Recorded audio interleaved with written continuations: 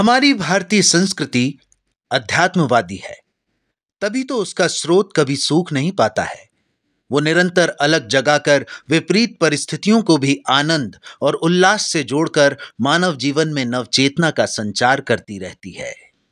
त्योहार, पर्व और उत्सव हमारी भारतीय संस्कृति की विशेषता रही है, जिसमें जनमानस घोर विषम परिस्थितियों में भी जीवन यापन करते हुए पर्वों के उल्लास उमंग में रमकर खुशी का मार्ग तलाश लेते हैं।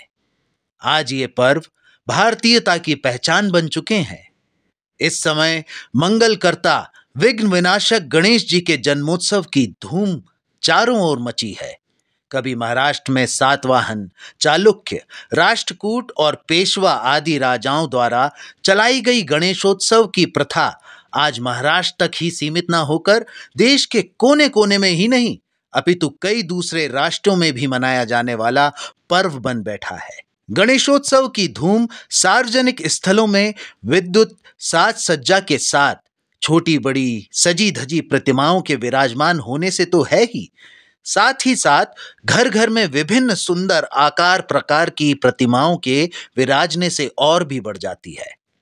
भगवान गणेश के कई अवतारों की कथाएं प्रचलित हैं, लेकिन मुख्य रूप से उनके 8 अवतार माने गए हैं। पहला अवतार वक्रतुंड है, जिसमें उनके द्वारा मत्सरासुर के अत्याचारों से देवताओं को मुक्ति दिलाई। दूसरा अवतार एकदंत है, जिसमें उनके द्वारा देवता और ऋषि मुनियों को सताने वाले मदासुर को परास्त किया गया। तीसरा अवतार महोदर है, जिसमें उनके द्वारा मोहासुर को अपनी अमोघ शक्ति बल पर समर्पण करने के लिए विवश किया गया।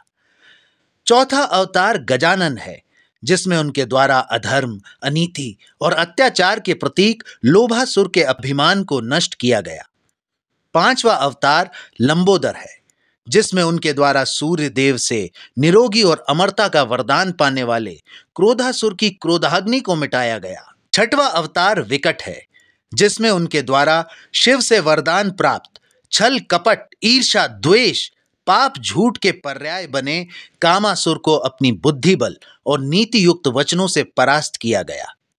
सातवां अवतार विघ्नराज है, जिसमें उनके द्वारा ममासुर के अत्याचारों से देव और ऋषि मुनियों को मुक्ति दिलाई गई। आठवां अवतार धूम्रवर्ण है, जिसमें उनके द्वारा अहंकार के पर्याय अहंकार सुर के अहंकार का मर्दन कर लोक में सुख शांति की स्थापना करने का वर्णन मिलता है। हमारी लोक संस्कृति में प्राचीन कथा सुविख्यात है कि गणपति से प्रार्थना कर महर्षि वेदव्यास ने लोक कल्याण 60 लाख श्लोकों के रूप में महाभारत की रचना की, जिसमें कहा जाता है कि इनमें से 30 लाख देवलोक, 14 लाख असुर लोक, 15 लाख यक्ष लोक और केवल 1 लाख पृथ्वी लोक पर हैं। महाभारत को वेद भी माना जाता है। इन सभी कथाओं पर यदि हम थोड़ा गहन विचार करें तो एक बात जो हमें समरूप दृष्टिगोचर होती है वो ये है कि भगवान गणेश जी ने समय समय पर लोक जीवन में उपजी बुराइयों के पर्याय या प्रतीक असुर की आसुरी शक्तियों का दमन कर लोक कल्याणार्थ अवतार लेकर सुख शांति कायम कर यही संदेश बार बार दिया कि कोई भी बुराई जब चरम सीमा पर हो तो उस बुराई का खात्मा करने के लिए सभी को एकजुट होकर उसे खत्म कर लोक में सुख शांति और समृद्धि कायम करना चाहिए। हर वर्ष लोक में व्याप्त ऐसी ही मोह, मद, लोभ, क्रोध, अहंकार आदि आसुरी शक्तियों की समाप्ति की मंशा लेकर शायद हम गणपति की स्थापना कर उनसे ज्ञान बुद्धि देते रहने और सुख शांति बनाए रखने के उद्देश्यार्थ उत्साह पूर्वक पूजा आराधना कर उनके कृपाकांक्षी बनना नहीं भूलते हैं। भगवान श्री गणेश हमारे प्रेरणा के स्रोत हैं। उनकी लंबी सूंड हमें अपने चारों ओर की घटनाओं की जानकारी देने के साथ ही ज्यादा सीखने के लिए प्रेरित करती है। उनके बड़े बड़े कान हमें नए विचारों और सुझावों को ध्यान और धैर्य पूर्वक सुनने की सीख देते हैं। उनका बड़ा मस्तक बड़ी और उपयोगी बातें सोचने के लिए प्रेरित करता है। उनकी छोटी छोटी आंखें हमें अपने कार्यों को सूक्ष्म और उचित ढंग से शीघ्र पूर्ण करने हेतु प्रेरित करती हैं।